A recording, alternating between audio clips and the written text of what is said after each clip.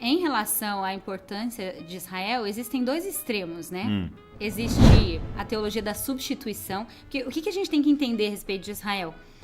Até eu aprendi isso com os nossos amigos que estudam bastante escatologia, né? Com tudo que aconteceu a respeito da nação de Israel, durante mais ou menos 1.800 anos, os caras ficaram sem país. Você sabe que foi agora, né? Acho que faz... pouco mais de 60. 1948, né? Que o Estado de Israel voltou a ser um país e tal, reconhecido pela ONU, mas ele ficou muito tempo sem ter um lugar, sem ser um país. Então, as pessoas pegavam aquelas palavras, as profecias bíblicas a respeito de Israel, e elas simplesmente transformavam isso ou interpretavam ela não como algo para Israel, mas para o povo de Deus, para a igreja, né? Para a igreja. Então, tem esse extremo da teologia da substituição, que realmente nega a importância de Israel hoje para os planos de Deus, os planos escatológicos, e tem o outro extremo, porque tem uma linha também no meio evangélico que acabou caindo ou descambando por um lado judaizante, né? Aquelas coisas meio bizarras de usar kippá, de tocar shofar e tudo isso. Nós não somos judeus, né? Exato, nós somos gentios. Nós somos gentios.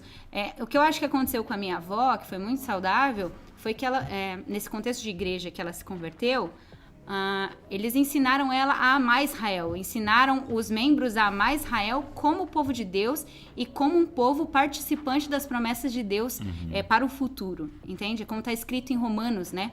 Todo Israel será salvo, enfim, eles estão incluídos nessa promessa final. Então, assim, eles sempre incentivavam muito a gente olhar para Israel, nos explicavam bastante sobre os símbolos, enfim, como Israel sendo esse sinal, esse relógio onde a gente pode olhar para entender o tempo profético, assim, onde a gente está nessa estação.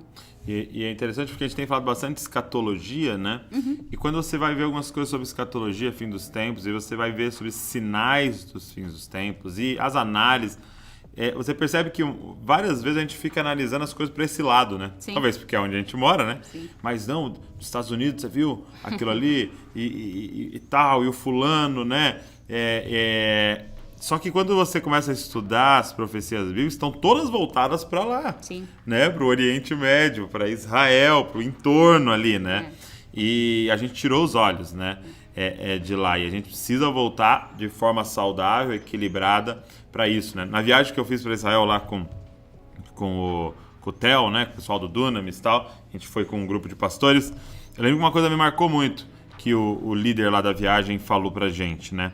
Ele falou assim, somos como Ruth, né?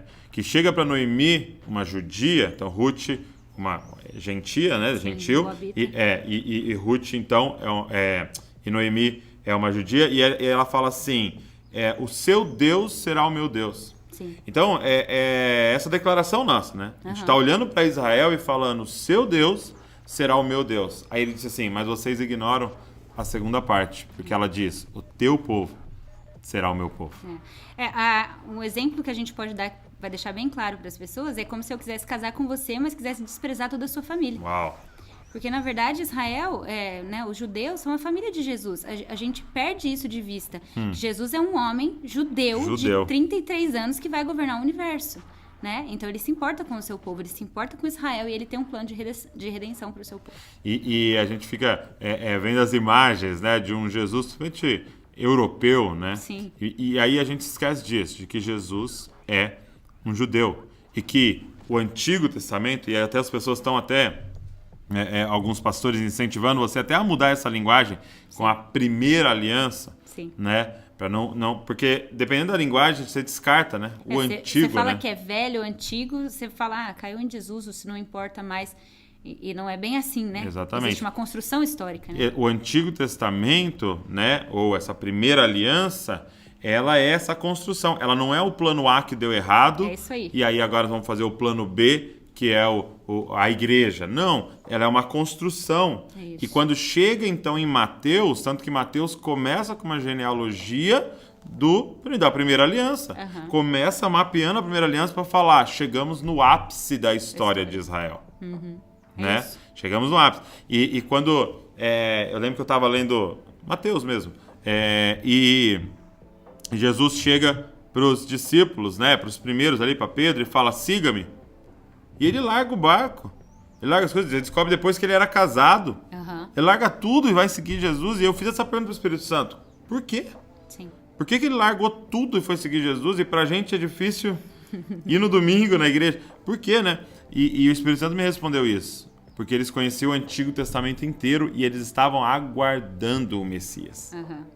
Eles sabiam todas as promessas, as profecias, e eles estavam esperando aparecer esse homem. É por isso que eles largam tudo.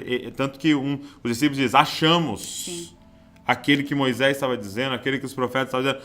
Então, quão importante é. A gente não consegue dar devida importância para Jesus se a gente não conhece a primeira aliança. Né? Sim, exatamente. E tudo que estava sendo profetizado ali. E como é necessário hoje uma leitura saudável dessa primeira aliança, né? Foi muito legal nesse contexto da minha avó, né? Que ela ensinou a gente a amar Israel, ela ensinou a gente a orar por Israel. Então, por exemplo, eu todos os dias nas minhas orações eu oro por Jerusalém. É muito engraçado. Eu tenho em mim, né, Isaías 62 e os Salmos que fala, ore por Jerusalém, que haja paz nela. E eu tenho ensinado meus filhos também a amar o povo de Deus, a se importar. E quem sabe até um dia, se eles quiserem serem missionários e evangelizar os judeus, porque a gente depende disso também, né, para a concretização das promessas, das profecias do fim dos tempos, né? Sim. Quando você lê no final a noiva, né, é uma junção, né, Uma junção. de É como diz Israel Efésios, né? e a igreja, né? É isso. O muro foi derrubado. É isso, o homem e Cristo, né? Judeus e gentios juntos. Adorando o Messias. É isso aí. Muito legal.